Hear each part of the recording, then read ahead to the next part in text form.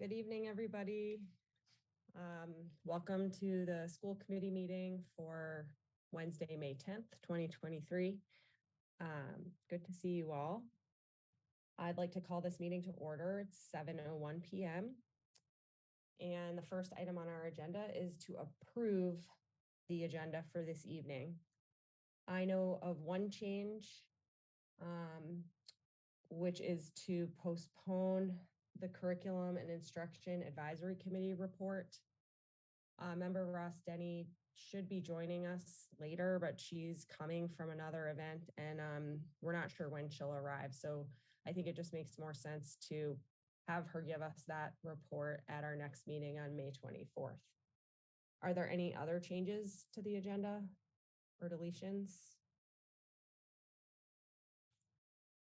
Okay, in that case, we can declare that agenda approved with that one change. And that means the next item on our agenda would be citizen speak. So just as a reminder, our policy allows for up to 15 minutes to hear from members of our community with up to 3 minutes apiece. Dr. Pavlicek is prepared to elevate any speaker who wishes to raise your Zoom hand to let it indicate that you would like to speak.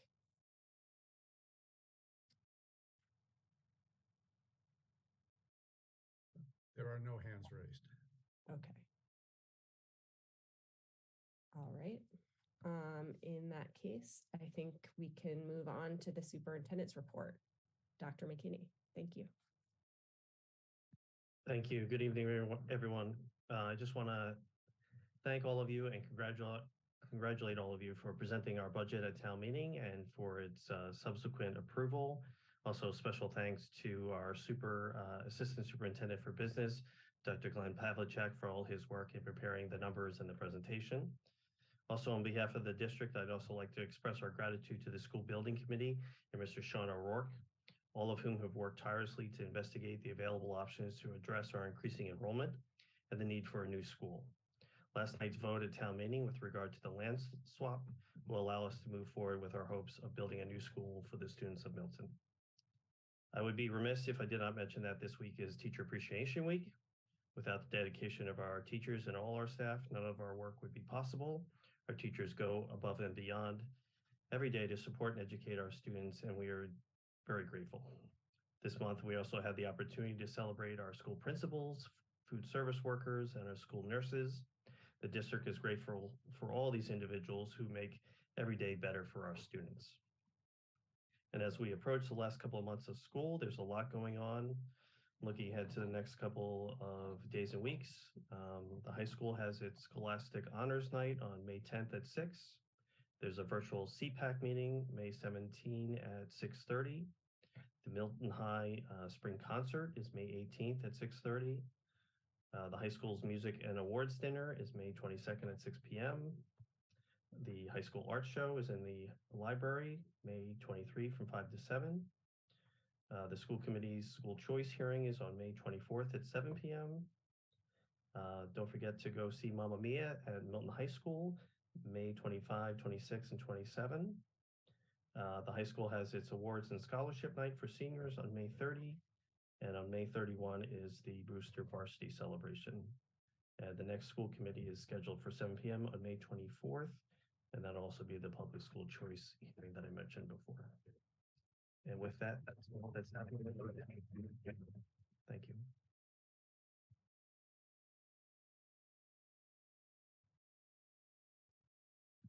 Thank you very much. Does anyone have any questions for Dr. McKinney?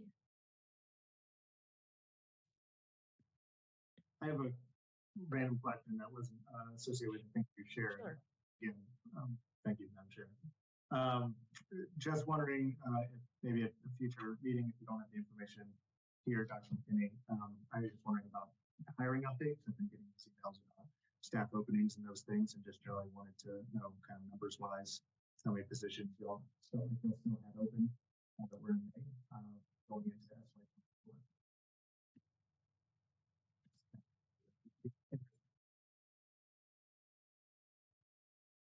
Okay, thank you, Member Loring. Dr. McKinney, did you hear the question? So staffing update across the board, K to 12. Yes, if you have just number of openings going into next year, any areas of concern you'll have. Obviously, we know there's a teacher shortage, there's issues of special education, hiring and retention, things like that. So just an update on that, Megan, if that isn't today, I understand I'm throwing that at you, but just wanted to raise that question. No problem. I will get that update out to the committee.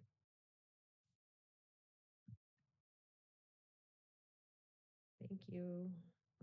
Thank you very much. Any other questions for Dr. McKinney? Okay. I guess I would just like to sort of echo the thanks and appreciation back to you, Dr. McKinney and Dr. Pavlicek, and all of you colleagues,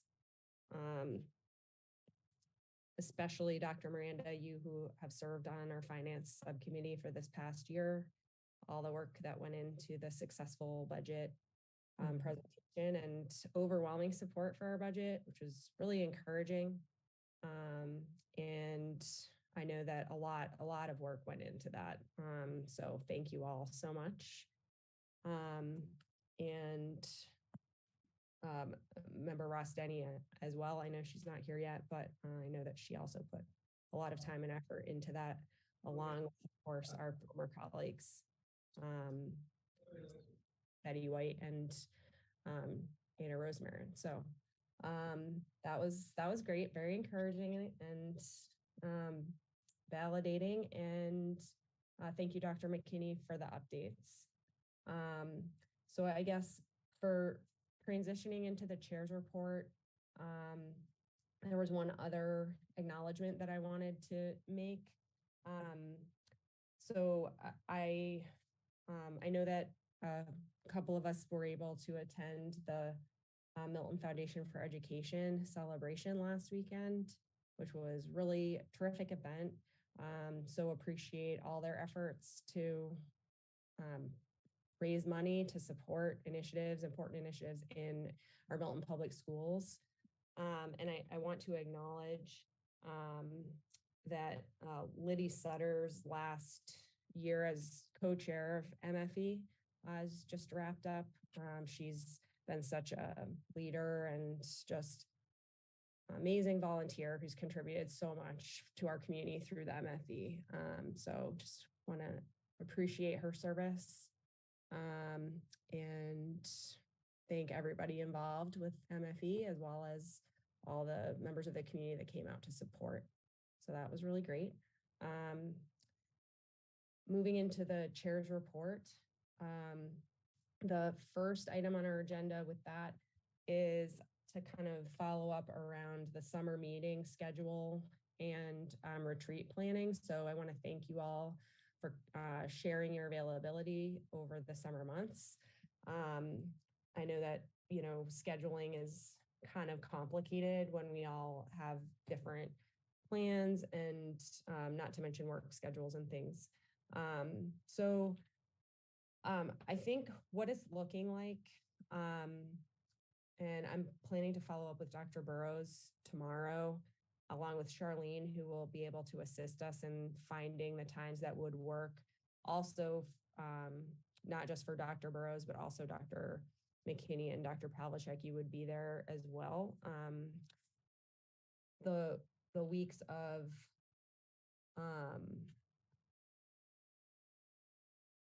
where is it? Sorry, I'm looking. It's the last week of July. July, I believe the week of July 24th.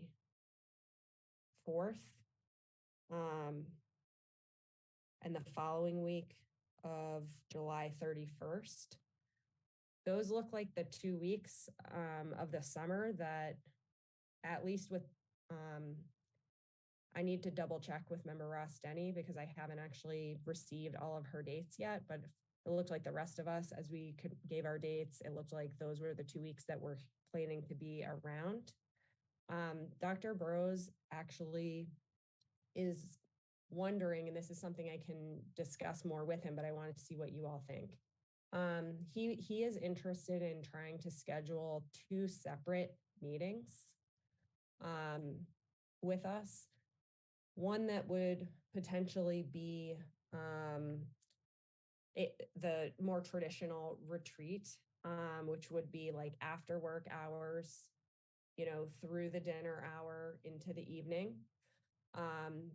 Initially, this would be a meeting that would be kind of our group together with him, that would kind of constitute our like kickoff of our work together as a team, where we would be able to kind of establish some information, just how we're working together, kind of think through like our role as a school committee, his role as a superintendent, and begin to formulate our goals as a school committee. If you recall last summer, those of us, well, really just Member Varghese and Dr. Miranda, we had a session within the context of a retreat where we had a facilitator from MASC come and sort of lead us through a session. I believe she sort of helped us to think about our goal setting and like how school committees set goals, and so forth. I think MASC has a number of different sessions that they can sort of help facilitate.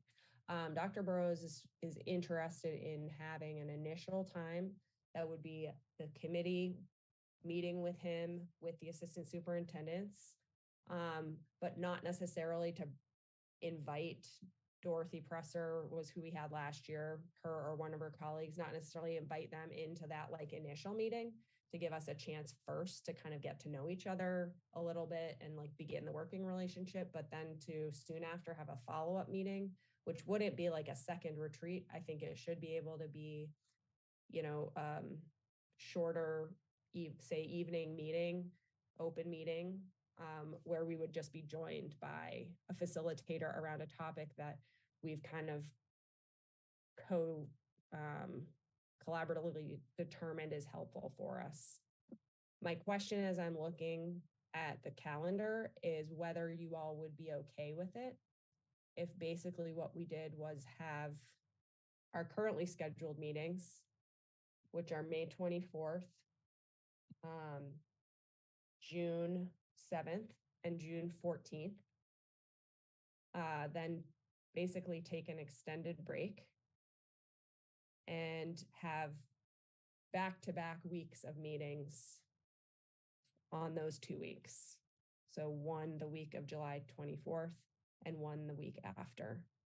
I think we could decide I don't think it has to be the Wednesday necessarily, unless we all decide that works best for us. Then take another break and meet again August 23rd, which is sort of our regularly scheduled week back. And Dr. Miranda, I know you may have a conflict with that date, which is fine. So what do you all think of that? I know that we typically do try to have a lighter summer in terms of meeting. I know that meeting back to back those 2 weeks may not be ideal. I also agree with Dr. Burrows that it would be really helpful to kind of spend a good chunk of time together to really like kick off our, welcome him and just like really dive into the work together. So I'll stop there. What thoughts do you all have about what you feel would work best, Member Varghese? So are you thinking it would be a similar format, like evening after work kind of thing for both of those? Yeah, I mean, this Facilitator and one without? The first one, I think without a facilitator should be, I feel like that might be nice to do the thing we did before where it's like, 4:30, 5 p.m. meet, have dinner together, continue meeting like into the evening. I don't think we necessarily need to do that like twice in a row. I think the second meeting, like the following week, this is something I might propose, like the following week, maybe we invite Dorothy or someone else to join us for like a 7 p.m. meeting. Okay. You know, Yeah, we I might think that's meet great. for like 2 hours with her or something like that. I'm good with that. Okay, Thank you. thanks. Any other input? Dr. Miranda. I'm in agreement that I think it doesn't feel like it's too much to ask, given that Dr. Burrows is joining us and we're going to begin working with him. So I think it would probably set us up for greater success if we took the time to build sort of the new group, right? It's group formation, if I can get a little sociological on you, but we need to do that. And so I think it's a good investment of our time. And then knowing that the following week would be a shorter meeting with a very specific topic for discussion. I think that seems right. And I think it would be like I said, a good investment of our time. Thanks.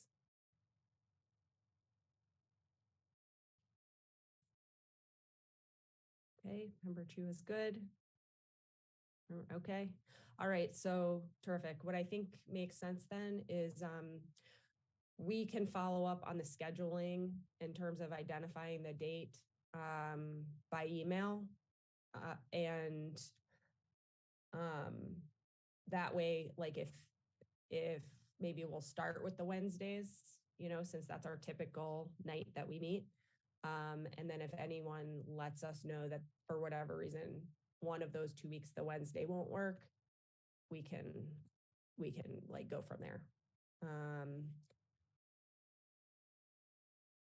So great. Thank you all. That feels like good progress on that. So essentially it looks like we're kind of, let's see, what I'm gonna bring to Charlene would basically be potentially July 26th and August 2nd for meetings. So we'll follow up on that. The next topic we have is the Milton School Committee subcommittees, advisory committees. I know that Charlene sent us an attachment, which I have some additional updates to share based on the input that I received from all of you. And so if it's okay, what I think would make sense is I can kind of share out like my understanding of people's requests. I think there are a couple of committees that we still need to decide who's going to serve. But the main thing, which is great, is that we've determined our 2 big subcommittees, like what the new membership of those will be. And that's good because those are the 2 main ones that we need to kind of continue meeting through the rest of this school year. Is that okay with everybody if I just kind of read through my understanding of where we're at? And then as we discuss, if you have additional thoughts, then my goal would be to like send out a corrected and updated list that reflects what we'll talk through now. So for finance subcommittee, so that is member Ross Denny, who will be chairing that subcommittee, along with Dr. Miranda and member Loring. That is our new finance subcommittee. Our new policy subcommittee is going to be chaired by member Varghese, with member Chu and myself serving policy.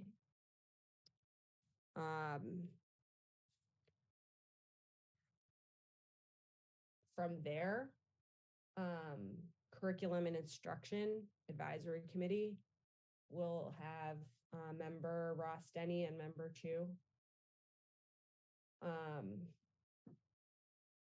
School building committee will be member Loring and Dr. Miranda.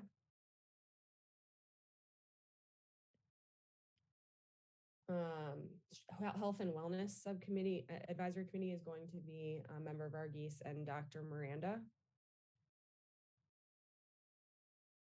Strategic Planning will be Member Ross Denny. And that's one. And actually, I may wonder, Dr. McKinney or Dr. Pavlicek, if you have a thought on this, but my understanding with some of these advisory committees is that it's fine to have one member of the school committee serving, not necessarily needing two. Is that true? Okay, so as of right now, Member Ross Denny is serving on strategic planning. If somebody else decided that they wanted to join her on that, we could have one more person. But I think if not, that's okay. Facilities, similarly, Member Loring, you'll be representing us on the facilities subcommittee as of now.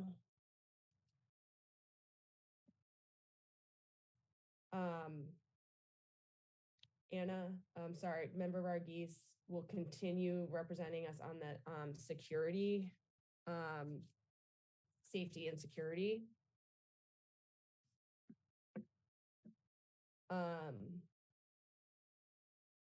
As well as the Milton Access Group. Member Ross Denny will continue representing us with the MFE.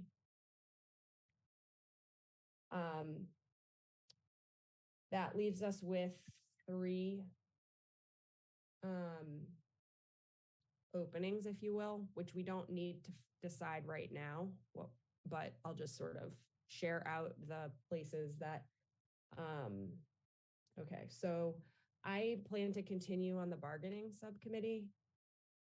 I do believe that we need one other person to join me on that, right, Dr. Pavlicek?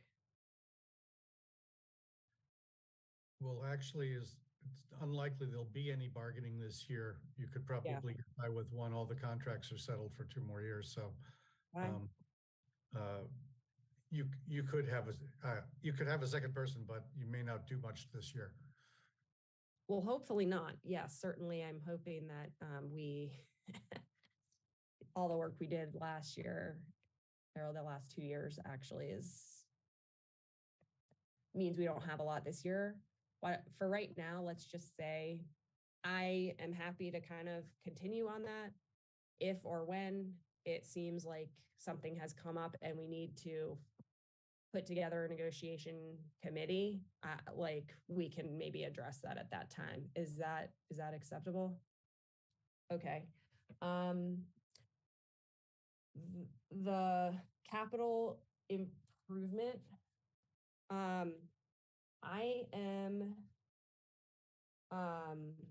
I'm happy to represent us on that one, the town capital improvement planning committee. That my understanding is that's something that Member White did before. And I guess if it's all right with everybody else, I can do that. And then I'll just be waiting to hear from our new consolidated facilities director, sort of what that looks like. Okay. And then that leaves our student liaison. So this is a role that we can, I'm happy to discuss it with anybody who might be interested to learn about this. I know that Dr. Miranda and I have sort of worked with this over the past couple of years. And actually, Member Chu, I'm wondering, that might be one that you may be interested in. I'm putting you on the spot, I know. Well, I'm thinking about it. Yeah, I think I would be interested, and I would love to hear more about your experience and how frequently they meet and the hours when we meet. It will help me with planning ahead of time. But yes, put me on the committee right now. I'm happy to follow up with you about that. And, you know, the initial answer to your question is just not very frequently. It's not, not been one that it sort of depends on how, basically like how each of us has set, like interacted with the student government representatives from Milton High School. And I think we've had discussions that we are interested in sort of helping them engage additionally, like to be participating in different ways with the school committee. And I'll follow up with you offline about that. Sure. All Okay. right. Thank you. Thank you. Any questions or comments or corrections to what you heard me just say, especially for you yourself and like the places that I just named?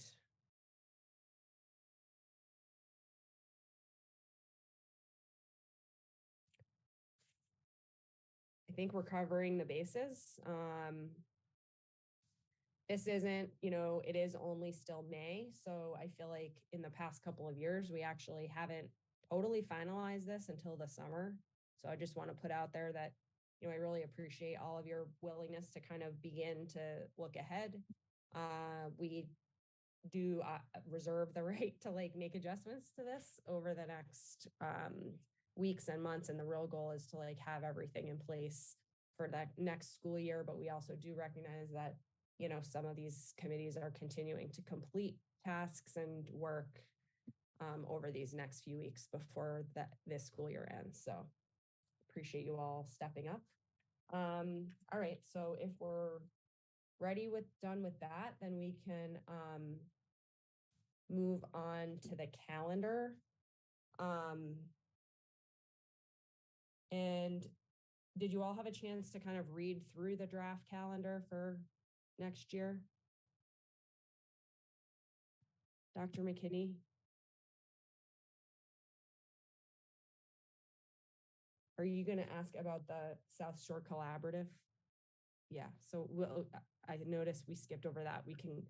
Let's touch on the calendar and then we'll circle back to that.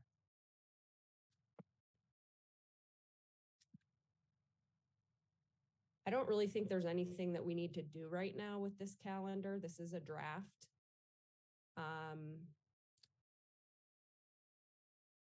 One question I do have in looking at it, and maybe this is probably something we'll talk about over the summer, but last summer we did, map out the community forums that we ended up holding. And so that's something I'd like to return to for next year.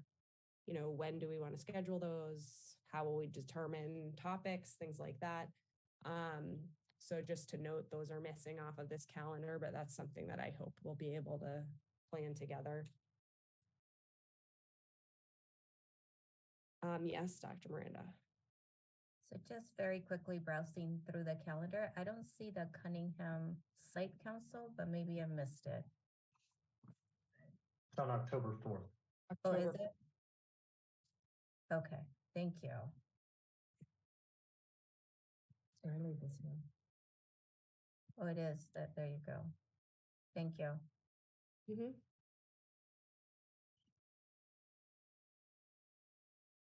We also will need to add to this, and I did kind of briefly touch on this with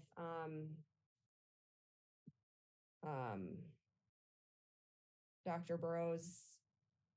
There will be more added in here regarding his evaluation process, since right now it's just mentioned at the end of the year, and we will make sure that we schedule that in so that we're able to kind of complete the process the way we're supposed to do that. We'll definitely be sure to add in the mid-year evaluation. Yeah, Member Lauren.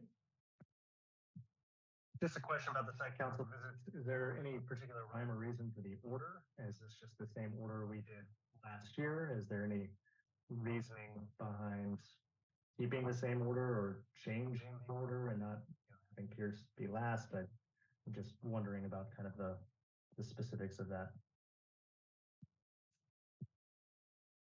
That's a great question. Dr. McKinney, do you know this looks to me like a similar order to what we had this year. I know that for this past year, it all got switched around because it had been the same order for a couple of years before that. And we moved it so that to your point, the same people wouldn't always be earlier in the year or later in the year. Dr. McKinney, do you know if this is the same order we did this year? No, I don't, but I can check with Charlene. I'm sure there's a method behind the madness. Gonna shuffle the deck on us. Yeah, okay. Member Varghese? So Pierce went first last year. I think they were like early in October, so I'm glad that they're getting pushed back so that they have more time too. It looks like it's being shuffled, and Cunningham was last, and they got moved up to October. So that's nice that we're shuffling things around. Great. Yeah, thanks for the question, Member Lauren. Any other points or questions about the calendar at this time? We will, obviously it says a working document subject to change. We'll be coming back to this.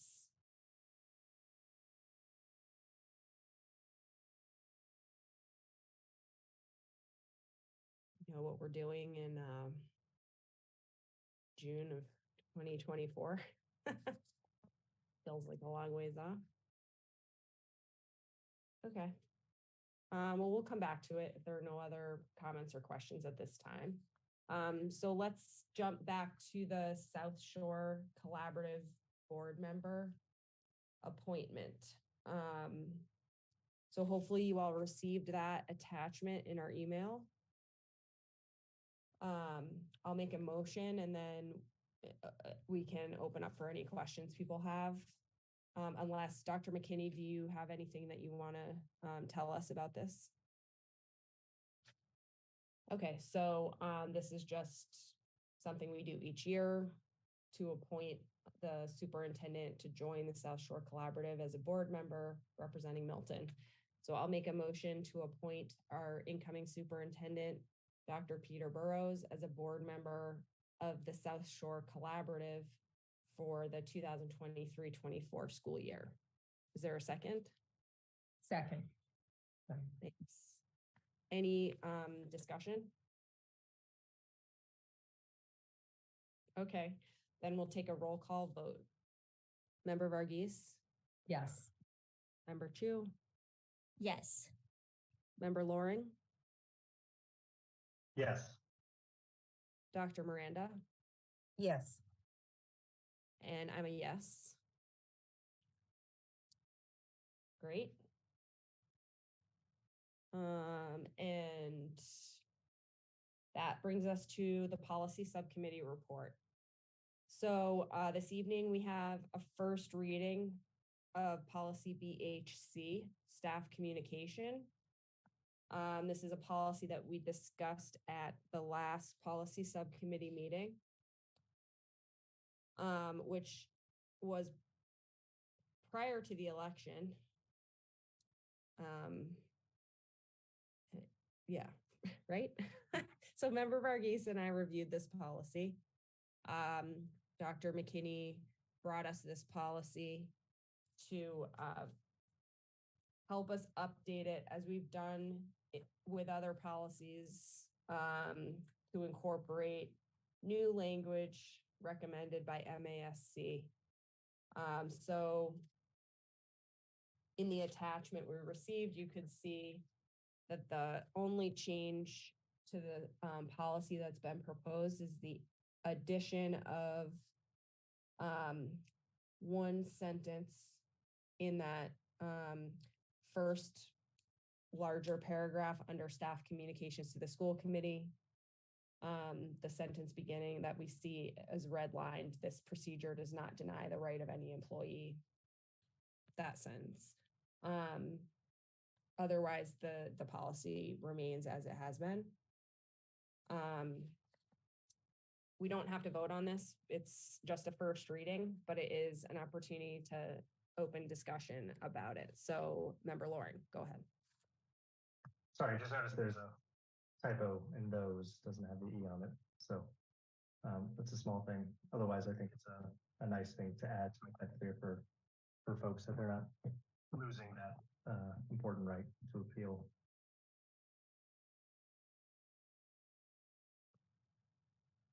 Thank you. Hold on. Let me make sure I'm looking at to see what you're referring to, because the printed one I'm looking at doesn't have the. Yeah, it says except those matters that are outside those missing in the Oh, got it. Okay. Thank you. Any other comments?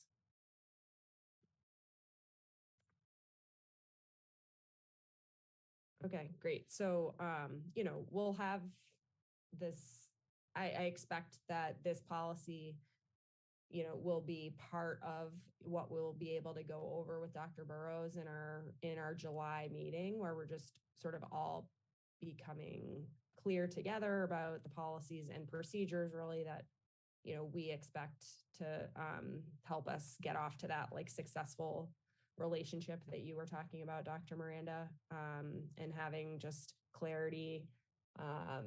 And thanks again, Dr. McKinney, for helping us update the policy just so that even, we're reminded of it and taking a look. That's good. So if there are no other comments now, we will have this back on our agenda in 2 weeks for a second reading, at which time we would vote on updating the policy. So that brings us next. We're not doing curriculum and instruction this time. So that brings us to Safety and Security Advisory Committee report. Member Varghese. Hold on 1 second. Sorry, I'm just thinking about all this stuff. I'm sorry, I jumped over strategic planning. Oh. Sorry about that. No worries. Dr. Miranda. Sure. Thank you. So let me just pull up my notes. So in terms of strategic plan update, a lot of the items that I have reported on previously continue to move.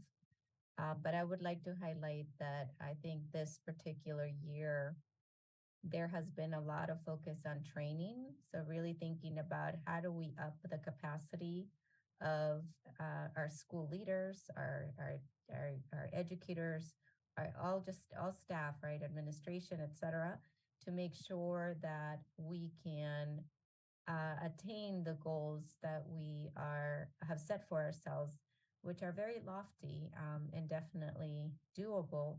But I think we do need to remind ourselves that building capacity takes time. And I think that's been a lot of the focus. So you'll hear in the report that continues to be a theme. Inequity and learning, for instance, there have been a number of forums that have been held and sessions, community sessions actually, to not only build the capacity of our staff internally in MPS, but really thinking about the community and extending learning in that way. So at Glover and Tucker, there were forums on hate speech. The restorative justice training for elementary staff has continued to be offered during professional development days.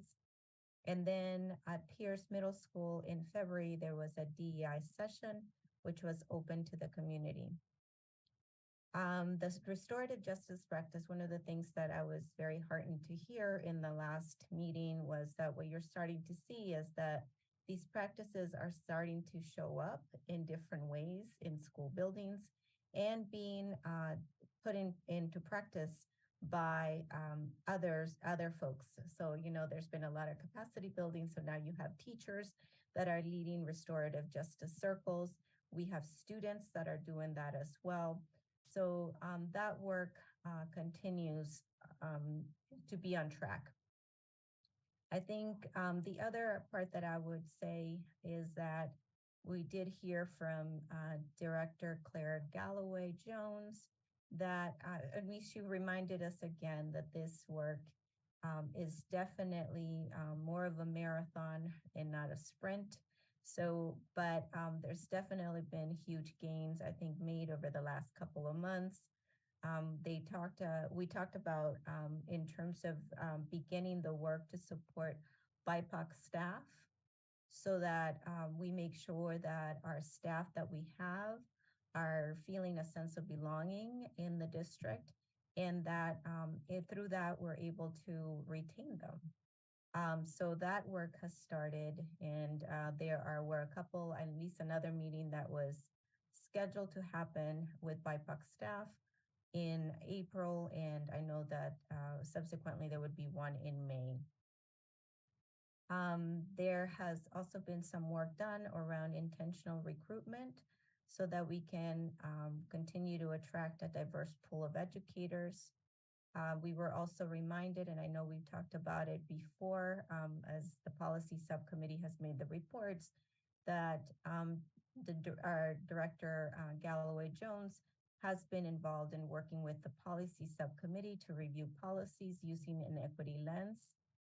The other update that we got was that we were waiting on AP enrollment data to begin looking at that data by subgroup so that we can see how we are progressing in under that benchmark.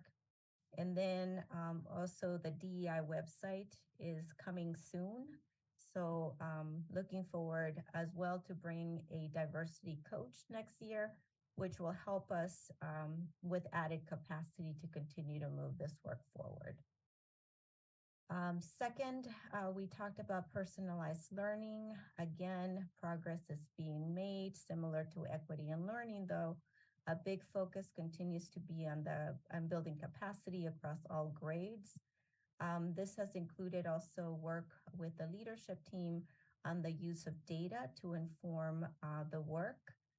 And then one of the other, I think, definitely new updates was that the Universal Design for Learning, so the UDL trainings have continued, but that it's beginning to become part of sort of the common language that our educators are using. So I think it's becoming to be internalized and integrated more so. The other update that I think that is not, I don't think you've heard about it before, was that we were building websites that were focused on personalized learning. And these would be both for staff and for families. So that, you know, one of the things I think we've seen in terms of the forums that we've held is that folks don't quite, I think, can't wrap their heads around easily what personalized learning is, that it's an approach to teaching. It's not necessarily the, you know, the very specific curriculum, but it really is the approach that we take. And so these websites are, you know, were to be tailored to both our staff so they can go and access resources, but then also families. So as families, we have better understanding as to what we mean with personalized learning. Safe and supportive schools is also moving along. Our Calm Classrooms trainings have been completed and we're implementing Calm Classrooms across K-12. I think one of the big learnings in that implementation is that it's working well in the elementary and middle school grades, but at the high school level, it's been a little bit more of a rocky implementation because maybe perhaps high school students think they are too cool for Calm Classrooms.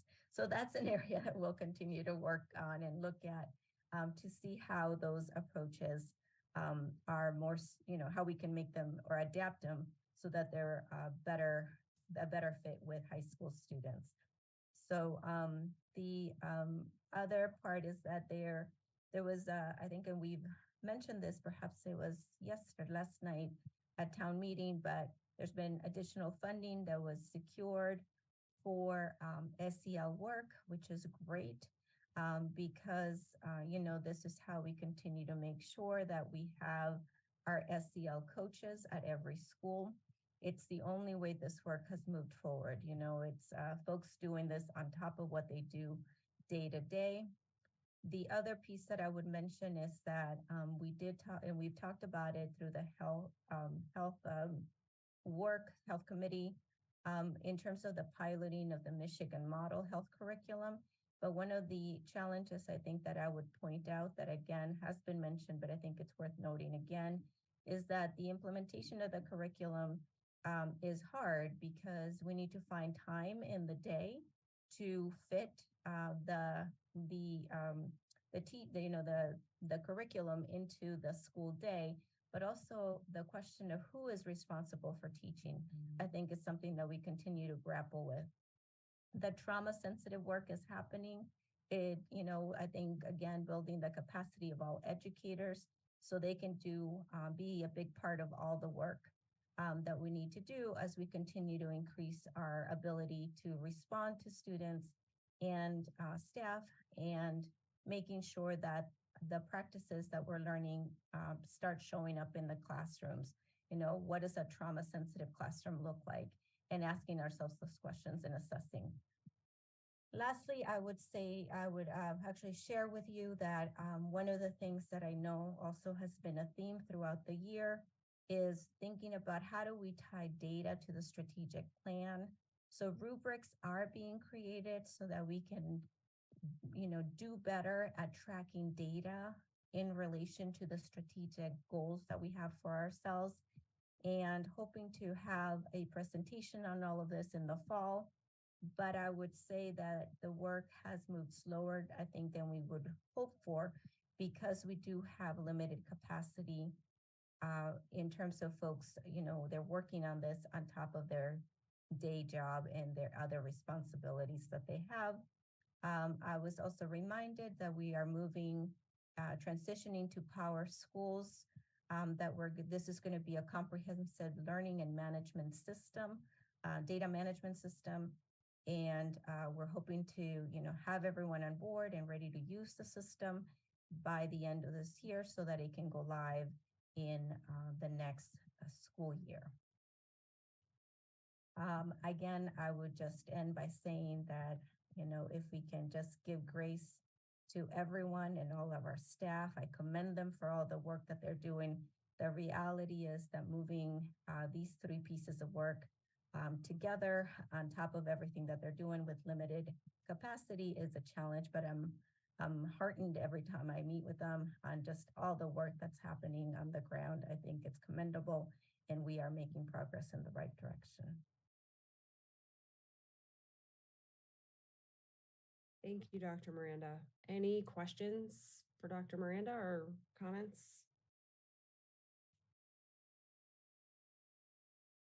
Yes, Member Loring. Sorry, I'm trying to hug Mike. The Calm Classrooms, UDL, Restorative Justice in the Michigan model, are those all initiatives that we began this year? I guess it's the first year of professional development for staff in those areas. Yeah, okay. Dr. McKinney, I see you nodding, so I'm wondering if you would like to speak to that.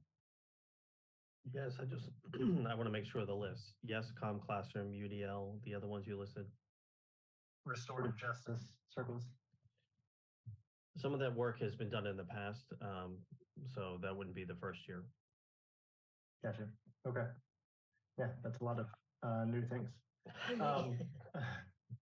Dr. Miranda said. Do we, just a couple of questions, are we getting any surveys from staff coming out of PD days or anything to kind of evaluate their feelings on the effectiveness? And again, I'll ask that question first. Yes, there's a feedback form that goes out every, this year, every early release day, late start day, and the full PD days. And there's a district PD committee that reviews all of that information and has made recommendations for next year. Okay, that's great. And then,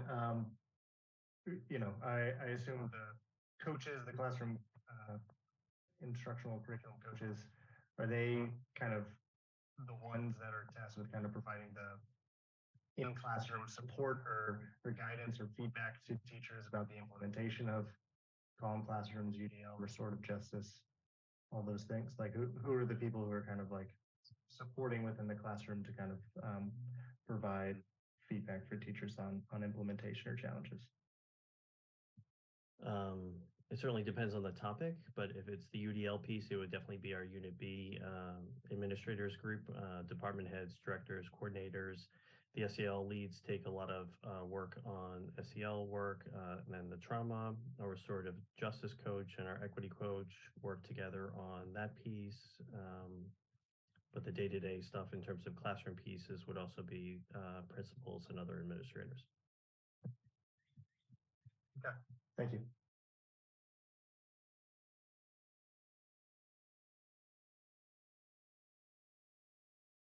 Okay, great.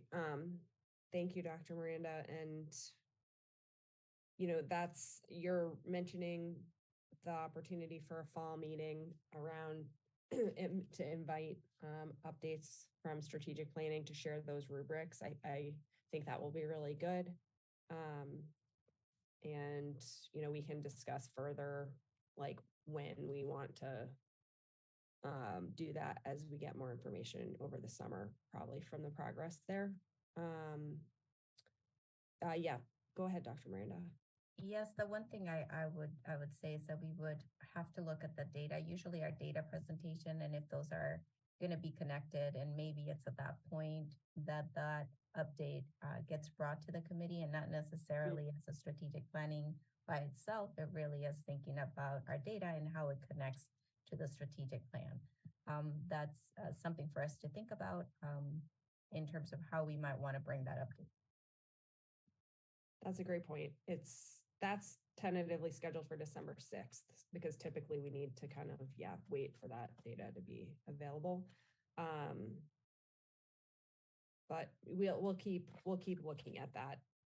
I have a quick question, maybe Dr. McKinney, with the reminder about the transition to power schools.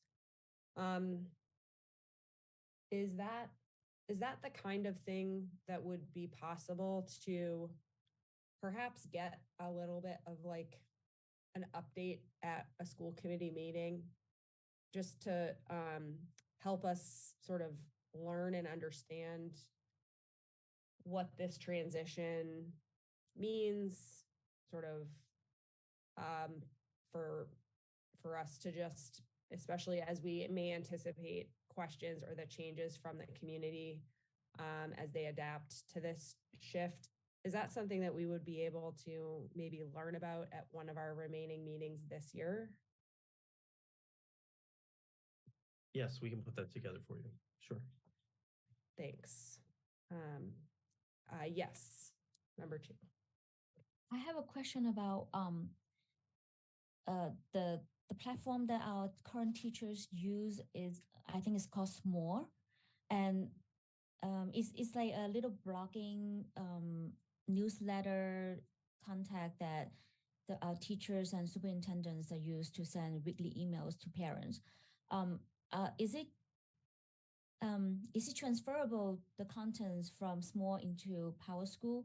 Because my school district have used PowerSchool for a couple of years, and then later on they transitioned to Blackboard.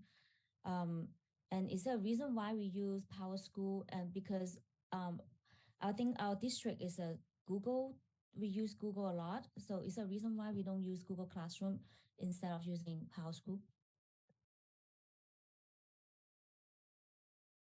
It sounds like we're getting a sneak preview to our presentation down the road, but we're going to continue using S'more. S'more is a communication tool that translates, and a lot of the district staff, principals, teachers use that, so that's going to stay put.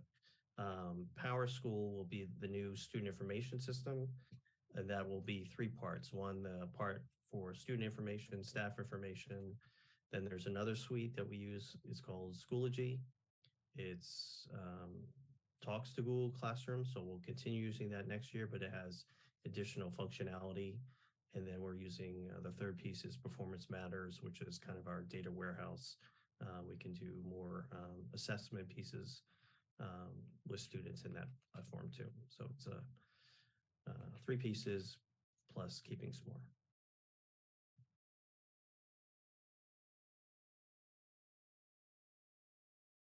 Thank you.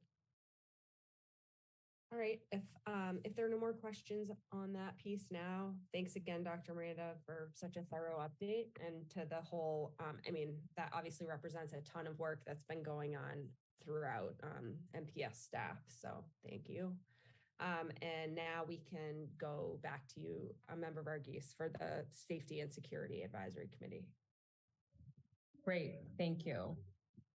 So the Safety and Security Committee met last Wednesday, May 3rd. The current safety and security process has been going well so far this year. We did have a lockdown this past winter related to that phishing incident. All of our staff have gone through the security training program, and they will continue to be retrained every other year on this. In addition, there will be training for new staff at the start of the school year. We did go over some questions related to current safety protocols, which staff had questions and they were answered. So that was great, just buttoning up some details. There were some concerns that were raised over some photos that surfaced on social media over desks and chairs in the stairwell at Cunningham. It was confirmed that these were temporary because of the flooding in the 2 classrooms. I do feel, after listening to that, I feel like this might be a good opportunity for us to really clarify the language around our social media policy, just so that we can minimize this type of issues going forward, us as a committee. And then in addition, the fire department typically does walkthroughs of the schools with the custodial staff at the beginning of each year. But going forward, they will also bring in the principals and communicate this information to them as well, so that everyone is on the same page and aware of the rules in terms of like where to store stuff and so on and so forth. And then this information can then be communicated out to all staff members. And then in addition, Chief Madden said that he will be working on creating a fire safety checklist for all the schools. So again, just really like tightening up all of that stuff, just to make sure that we are following the rules, everyone's aware. And then one of the things that did come up was this 2 rooms at Cunningham that did flood have had issues in the past with water and things. So these have been addressed, and an alarm system has been added that will monitor like any temperature changes regularly, just as a preventative measure. The sprinklers and alarms are tested regularly. We also discussed some of the safety measures that can be implemented in each of the buildings, such as regular clean outs to reduce clutter, just hanging less artwork on the walls, and so on and so forth, just as a fire safety precaution. So that was helpful for staff to understand as well. So I think these meetings, I know we didn't have them over COVID, but like, it's nice that we've started up again, because it's nice to be able to get everybody on the same page, ask questions. And I did hear a lot of like, oh, I had no idea about that. So that was nice. And then the security team also discussed the rollout of the district-wide communications. We're using Blackboard now as a way of keeping our staff up to date regularly, especially like in instances of lockdowns and so on and so forth. There are a few dead spots in certain areas of buildings. And so we're looking at alternate ways of addressing those, like 2-way radios and such. And then we briefly touched on like software upgrades for visitors coming into school. So that's streamlined more. And then we also briefly touched on like the door sensors that were included in our budget, which was great. So that'll be great to have that as well. And then it was a very quick meeting. It was very efficient. It was nice to have everybody in the same page, in the same room, asking those questions and getting some of those answers. And I think we're hoping to schedule another one sometime in the fall. And both Dr. McKinney and Dr. Pavlicek were there. So if I left anything out, please jump in.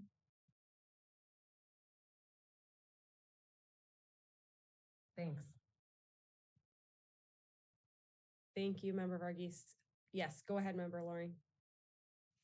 Just a question, what do you mean by dead spot? Is that like cell phone service dead spots? Yeah, so there's like, yep, you can't hear it. And then I think in the cafeteria, if I remember correctly, like with the kids, like when it's loud, it's hard to hear the loudspeakers and so on and so forth. So just like focusing on those specific areas.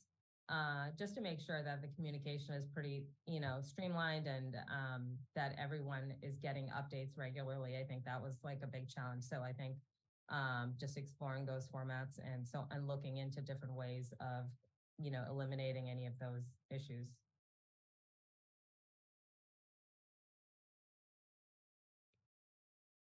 Any other questions, comments? Thank you. That all that's very informative, and thanks for bringing us all those updates as well. Of course. And it's just a great reminder too of the strong partnerships that we have as a district with, our police department, fire department, with consolidated facilities that all work together on these issues. So yeah, yeah. I was really like, listening to it. It was really nice. And I think our last one wasn't as detailed, but like this one, it was really great to like talk about how all these different departments, to your point, work together and make sure that like, things, the information gets gets passed on to all staff members. So everyone's on the same page about everything. So I learned a lot as well. So it was very informative, and I think it was only like 30 minutes. So very efficient. We covered a lot. That's great. Well, speaking of trying to be efficient, the next item on our agenda is just approval of minutes. We have one set of minutes, and I'll make a motion to approve the minutes of the Milton School Committee meeting dated April 26th, 2023. Is there a second? Second. Thank you. Any changes to the minutes? Okay, then we'll do a roll call vote. Member Loring? Approved. Member Geese? Yes. Member Chu? Yes. Dr. Miranda? Yes. And I am also a yes. So that just leaves us with the next meeting agenda items. We said we would have the Curriculum Instruction Advisory Committee report. We will also have the school choice hearing with the vote. We will have the policy report with the second reading of the policy BHC, staff communication.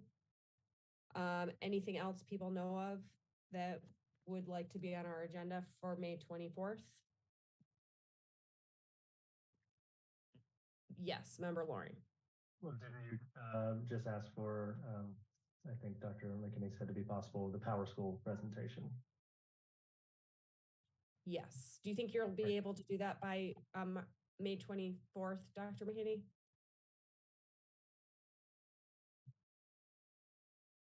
We can follow up on it. You don't have to say right now. We can. Okay. I'll Sorry, I follow do up think there's another presentation in the queue, so we might have to move Power School to the next one in the lineup. Okay. Which one are you thinking of in the queue? I believe we spoke last week around discussing the special education program review. That's right. Yeah, okay. Thank you. So that one, the special education program review, can be under the superintendent's report. And then we can aim to have a Power Schools update at June 7th, if that works. So these next two meetings, I believe, are scheduled to be in person. So we would meet back in person May 24th. We meet in person June 7th because that we have the retirees reception immediately preceding that meeting. And then maybe we can touch base sometime in these next couple of weeks about whether we want to hold our June 14th meeting on Zoom or in person. And that will be something we continue to look at as we, work through our calendar planning for next year. I appreciate that Charlene had added, we have this column around the location and format for the meeting. And,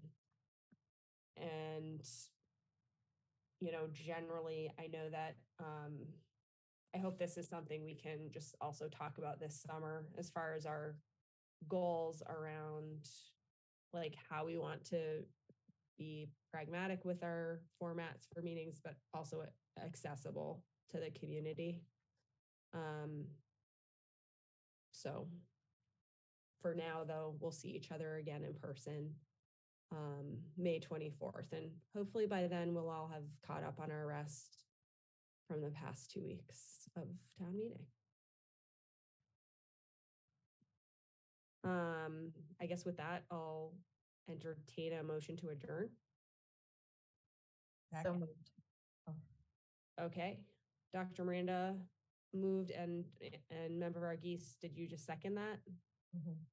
Okay, so we have to do a roll call vote for these. Dr. Miranda, Yes. Member Chu, Yes. Member Varghese, Yes. Member Loring, Yes. and I'm a yes as well. So thank you, everybody. Have a great rest of your week. Thank you. Have a good night. Thank Have a good you. night. Bye. Thank you. An early night.